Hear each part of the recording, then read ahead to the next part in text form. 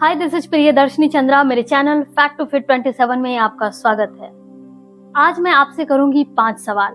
अगर इनमें से मिनिमम 3 सवालों का जवाब अगर हाँ में होता है तो इसका मतलब है आपके शरीर में अम्ल यानी कि एसिड की मात्रा बढ़ी हुई है, यानी कि आपका पित्त दोष बढ़ा हुआ है, जिसके कारण आपके शरीर में फायर एलिमेंट यानी कि जो अग्नि तत्व की मात्रा है वो बढ़ जाती है, जिससे शरीर में हमेशा गर्मी बनी रहती है और इससे एसिडिटी की समस्या उत्पन्न होती है। पहला सवाल है, क्या आपके मुंह में हमेशा कड़वा और खट्टा स्वाद बना रहता है? दूसरा सवाल है, क्या आपको खट्टी डकारें आती है, अत्यधिक मात्रा में आती है? तीसरा सवाल है, क्या आपके सीने में हमेशा जलन और दर्द की शिकायत रहती है? चौथा सवाल है, क्या आपको व्हीचिंग और ड्राई कफ की समस्या है? व्हीचिंग का मतलब होता है आपके सीने में घरघराहट होना, और ड्राई कफ का मतलब है अगर आपको सर्दी ना भी हो तो भी आपको कफ आएगा। पांचवा सवाल है, क्या आपको हाइटल हार्निया है? हाइटल हार्निया का मतलब होता है आपका पेट, जो आपका अमाशय है, आपका जो स्टमक है, वो आपके छाती से सट जाता है। अब आप समझ ही चुके होंगे कि आपके जो सवाल हैं उनके आंसर से कि आपको एसिडिटी की समस्या कितनी रेगुलर बनी रहती है। एसिडिटी क्या है? जब हम लोग खाना खाते हैं तो खाना हमारे मुंह से हमारे गले में आता है और गले से हमारे अन्न प्रणाली में आता है। अन्न प्रणाली जो कि एक पाइप के तरह होता है और इसे इंग्लिश में इसोफेगस भी कहा जाता है। खाना हमारे अन्न प्रणाली में आने के बाद हमारे पेट में जाता है, जो कि हमारे लेफ्ट साइड में होता है। फिर पेट उस खाने को तोड़ता है अम्ल के थ्रू, एसिड के थ्रू। जब हमारे पेट में अत्यधिक मात्रा में अम्ल स्रावित होता है तो हमारे पेट में बहुत ज्यादा जलन होने लगता है। ये जलन क्यों होता है? आपने अनुभव किया होगा कि अगर आप किसी एसिड को छू लें तो आपको दर्द और जलन की शिकायत हो जाती है। ये कैसे पॉसिबल है कि हमारे पेट में इतना ज्यादा एसिड या अम्ल स्रावित हो रहा है फिर भी हम लोग सरवाइव कर रहे हैं? ये इसलिए पॉसिबल है क्योंकि हमारे पेट के अंदर एक लेयर होता है जिसे हम लोग म्यूकस की परत कहते हैं, म्यूकस का लेयर कहते हैं, और ये थोड़ी मोटी होती है जो हमें एसिड के दुष्प्रभाव से बचाती है।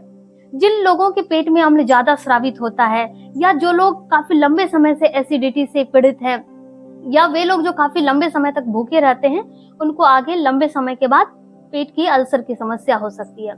मैंने जो तीसरी बात कही कि काफी देर भूखे रहने से, हमारे पेट में एक नेचुरल प्रोसेस है कि अम्ल हमेशा 3 घंटे में आपके पेट में स्रावित होता है। अम्ल हमारे भोजन को पचाने के लिए स्रावित होता है। आप खाएं या ना खाएं, लेकिन अम्ल तो आपके पेट में स्रावित होता ही रहेगा। जब हम लोग काफी लंबे समय तक भूखे रहते हैं तो पेट में तो खाना नहीं रहता, लेकिन अम्ल फिर भी स्रावित होता है। तो अम्ल हमारे खाना को छोड़ के हमारे पेट के म्यूकस की लेयर को गलाना शुरू करता है, जिससे उसमें छेद हो जाता है, जिसके कारण हमारे पेट में काफी जलन, पेट में दर्द और हमारे पॉटी में खून जैसी शिकायत भी होने लगती है। अब हम लोग बात करेंगे कि एसिड रिफ्लक्स क्या होता है। हमारे बॉडी का नेचुरली प्रोसेस ये है कि जब हम लोग खाना खाएं तो खाना हमारे पेट से वापस हमारे मुंह में ना आ जाए। इसके लिए हमारे अन्न प्रणाली के अंत में कुछ मांसपेशियां होती है जो बंद और टाइट हो जाती है खाना पेट में जाने के बाद, जिसे कि हम लोग इंस्पेक्टर कहते हैं। अगर आपका इंस्पेक्टर किसी कारणवश कमजोर हो जाए, ढीली हो जाए या अच्छे से काम ना करे तो क्या होगा? आपका जो पेट में खाना गया है खाने के बाद वो वापस आपके मुंह में आ जाएगा। मतलब कि खाना जब हम लोग खाते हैं, हमारे पेट में खाना जाने के बाद वो हमारे अगर मुंह में आ जाए तो उसे ही हम लोग एसिड रिफ्लक्स कहते हैं। क्योंकि एसिडिटी और एसिड रिफ्लक्स दोनों का लक्षण एक ही तरह है। अब मैं आपको एसिडिटी और एसिड रिफ्लक्स के कुछ लक्षण बताऊंगी। एसिडिटी और एसिड रिफ्लक्स के कुछ लक्षण इस प्रकार हैं। इससे आपको सीने में दर्द और जलन की शिकायत होगी, आपके गले में जलन की शिकायत होगी, आपको भूख बहुत कम लगेगा। अगर आप थोड़ा भी खाना खाएंगे तो आपको लगेगा जैसे पूरा पेट भर गया है। इससे आपको कभी कभी वॉमिटिंग की भी शिकायत होगी और आपको कॉन्स्टिपेशन की शिकायत रहेगी। अब मैं कुछ आपको प्राणायाम बताऊंगी जिससे आपके एसिडिटी और एसिड रिफ्लक्स में काफी आराम मिलेगा। सबसे पहला प्राणायाम करेंगे, उसका नाम है कुंभक। कुंभक करने के लिए अपने दोनों हाथों से हम लोग वायु मुद्रा बनाएंगे। वायु मुद्रा बनाने के लिए आपके हाथ की जो सबसे पहली उंगली है उसे हम लोग अपने अंगूठे के जड़ के पास लाएंगे और इंडेक्स फिंगर को अपने अंगूठे से दबा देंगे और तीनों उंगली को पीछे स्ट्रेच कर देंगे। अब हम लोग दोनों हाथों से वायु मुद्रा बना ली और उसे अपने थाई पर प्लेस कर देंगे। अब हम लोग कुंभक लगाना सीखेंगे। कुंभक 2 प्रकार का होता है। एक होता है अंतरतम कुंभक और दूसरा होता है बाह्य कुंभक। कुंभक का मतलब होता है कि हम लोग अपने सांस को स्थिर करके रखें, रोक के रखें। अंतर तब कुंभक में होता है कि हम लोग सांस पूरी तरीके से खींच लिए, उसे अपने फेफड़े में भर लिए और अपने सांस को कुछ देर के लिए रोक के रखेंगे। फिर आप अपनी क्षमता अनुसार रोक के रखें और उसके बाद उसे सांस छोड़ दें। और बाह्य कुंभक का मतलब होता है हमारे फेफड़े में जितनी सांस है हम लोग सारा निकाल दिए और अपने सांस को रोक दिए, स्थिर कर दिए, फिर हम लोग सांस लेंगे। कुंभक का फायदा ये होता है कि जब हम लोग अपने सांस को अपने फेफड़े में भरते हैं या पूरी सांस को निकाल देते हैं तो हमारे शरीर को अच्छा खासा समय मिल जाता है ऑक्सीजन और टॉक्सिन्स के एक्सचेंज होने में। तो चलिए अब हम लोग कुंभक लगाना सीखते हैं। सबसे पहले हम लोग अंतरतम कुंभक करते हैं, मतलब कि सांस बाहर से पूरा फेफड़ा में भर लिए और उसके बाद अपने सांस को रोकेंगे, फिर हम लोग सांस को बाहर निकालेंगे। तो चलिए शुरू करते हैं। अब हम लोग सांस अंदर खींचेंगे, फिर होल्ड करेंगे।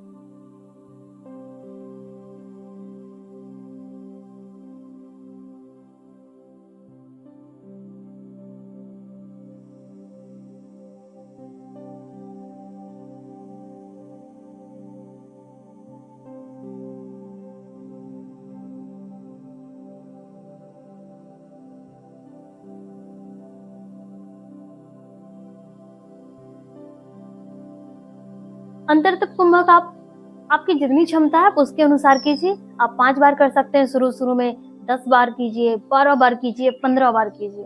हो सके तो आप एक दिन में 30 बार कीजिए, आपको बहुत ही ज्यादा फायदा मिलेगा। अब हम लोग करते हैं बाह्य कुंभक। बाह्य कुंभक करने के लिए क्या करेंगे, हमारे अंदर जितनी सांस है, जो हमारे फेफड़ा में सांस भरी हुई है, उसको सारा निकाल देंगे और अपने सांस को स्थिर करेंगे, सांस को रोकेंगे। अब जितनी देर आप रोक सके वो उतना फायदा है हमारे गैस के लिए। तो चलिए शुरू करते हैं बाह्य कुंभक।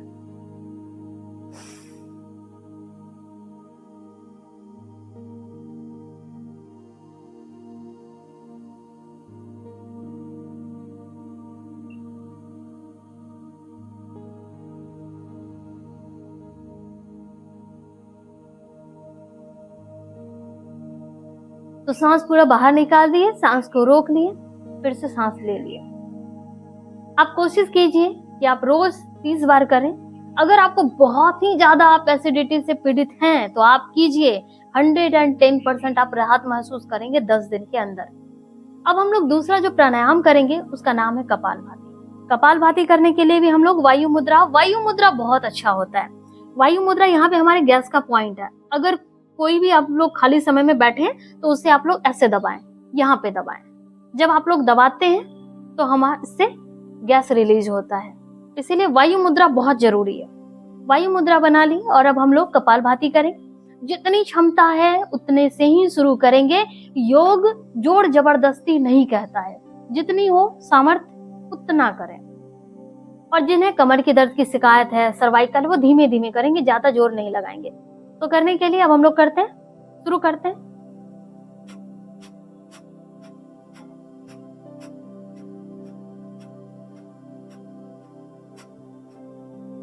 मैं करके दिखा दी, ज्यादा करूंगी तो वीडियो काफी लंबा हो जाएगा। तो आप लोग ऐसा कीजिएगा कि आप लोग मोबाइल में लगा दीजिएगा, अलार्म लगा दीजिएगा, 10 मिनट का, 20 मिनट का, 30 मिनट का, आप जितना कर सके उतना लगा दीजिएगा और रोज कीजिए। आप देख रहे होंगे कि मैं जो भी योगा बता रही हूँ सब शीतलता से जुड़ा हुआ है, क्योंकि जब हमारे बॉडी में एसिडिटी होता है तो हमारा शरीर बहुत गर्म हो जाता है, हमेशा गर्मी बनी रहती है, तो उसे ठंडा करने की आवश्यकता है, तो एसिडिटी खत्म हो जाएगा। तो हम लोग जो तीसरा प्राणायाम करेंगे उसका नाम है शीतकारी प्राणायाम। उसके लिए हम लोग क्या करेंगे, अपने दोनों हाथों को वायु मुद्रा में लेकर आएंगे और अपने थाई पर प्लेस करेंगे।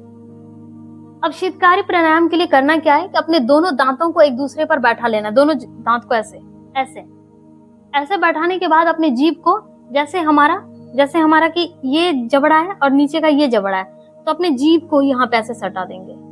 ठीक है, दोनों अपने जबड़ा को ऐसे बैठा के और जीभ बीच में रखना है।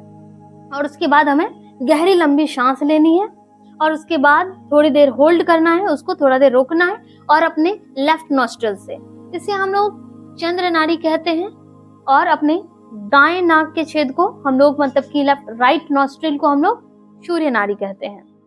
तो चलिए शुरू करते हैं हम लोग शीतकारी प्राणायाम। ऐसे बोला नहीं जाएगा, पहले मैं करके बता देती हूँ।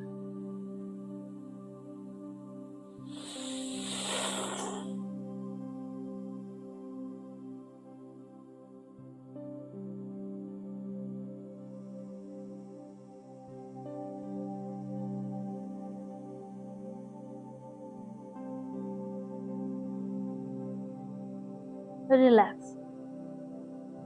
करना क्या है, जब हम लोग सांस अंदर लेंगे तो सांप की तरह आवाज होनी चाहिए, हिस की सांप होने, हिस का आवाज होना चाहिए। और करने के बाद जब हम लोग पूरा सांस अंदर ले लेते हैं तो अपने मुंह को, अपने होठ को बंद कर लेंगे और अपने चंद्र नाड़ी से सांस बाहर करेंगे, मतलब कि हम लोग अपने बाएं नॉस्ट्रल से। तो चलिए एक बार मैं फिर से करके दिखा देती हूँ। वायु मुद्रा, रेस किया हाथ को, अपने आप को रिलैक्स किया, दांत पे दांत चढ़ाया,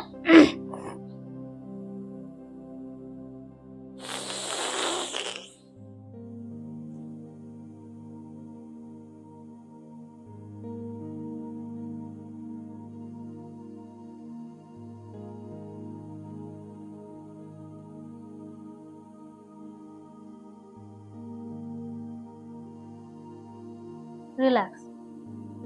तो आप इसे 10 बार करें, 15 बार करें, अपनी क्षमता अनुसार करें। अब हम लोग जो चौथा प्राणायाम करेंगे उसका नाम है चंद्र भेदन प्राणायाम। चंद्र भेदन प्राणायाम करने के लिए सबसे पहले अपने दोनों हाथों को वायु मुद्रा में लाएंगे और अपने थाई पे प्लेस करेंगे और अपने चंद्र नाड़ी से सांस लेंगे और फिर अपने सूर्य नाड़ी से सांस छोड़ेंगे। तो चलिए शुरू करते हैं।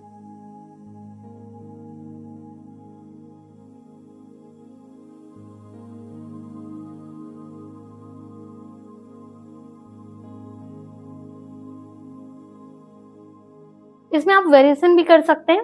जैसे ही आप अपने चंद्र नाड़ी से सांस लें, जैसे ही पूरा सांस भर लें अपने फेफड़े में, तो थोड़ा होल्ड करें, थोड़ा रोकें और फिर अपने सूर्य नाड़ी से सांस छोड़ें। याद रखिएगा, जब भी हम लोग कोई भी सांस वाला प्राणायाम करते हैं तो अपने चंद्र नाड़ी, मतलब कि हम लोग अपने लेफ्ट नॉस्ट्रल से ही सांस लेंगे और जब भी सांस छोड़ेंगे तो अपने राइट नॉस्ट्रल से ही छोड़ेंगे, मतलब कि सूर्य नाड़ी से। चलिए मैं आपको एक बार फिर करके दिखाती हूँ।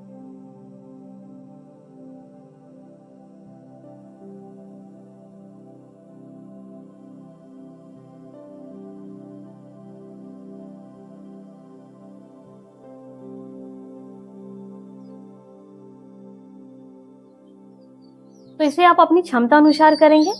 अब मैं आपको कुछ घरेलू उपचार बता रही हूँ जिससे आपका एसिडिटी और एसिड रिफ्लक्स में काफी सहायता पहुंचेगा। सबसे पहला तो तकिया। जब भी हम लोग खाना खाने के बाद सोते हैं तो अपना तकिया हमेशा ऊंचा रखेंगे ताकि आपका सिर आपके पेट से ऊंचा रहे, ताकि आपको एसिड रिफ्लक्स की समस्या ना हो। दूसरा, आप अपने खाने में से फैट को कम कीजिए क्योंकि फैट एसिडिटी का बहुत बड़ा दुश्मन होता है। तीसरी बात, आप अपने खाने में से स्पाइसी मसाला, उसमें से खासकर लाल मिर्च को जितना हो सके अपने खाने से दूर रखिए। चौथा चीज है तुलसी का पत्ता। जब आप लोग सुबह उठते हैं, फ्रेश हो जाते हैं, तो 4-5 तुलसी के पत्ता को तोड़िए और चबा के आराम से खा लीजिए। पांचवा चीज है लौंग। जब भी हम लोग खाना खाते हैं तो खाना खाने के बाद एक लौंग को अपने मुंह में रखिए और उसे सिप सिप करके चूसते रहिए। अगर उसे आप पूरी तरीके से एक ही बार चबा कर खाएंगे तो आपको कड़वा लगेगा, इसलिए उसे लगातार सिप सिप कर चूसते रहिए।